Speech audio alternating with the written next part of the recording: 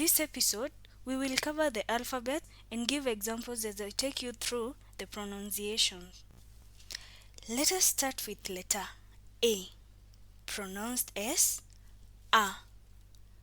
Repeat after me. A.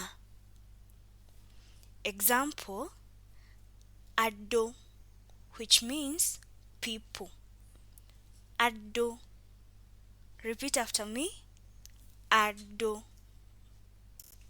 Next is letter B, pronounced as F. Example, Fejo, which means pencil. Fejo.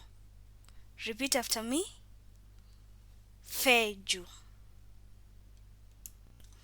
Next is letter C, pronounced as S. Example, Sai, which means tea. Sai. Repeat after me.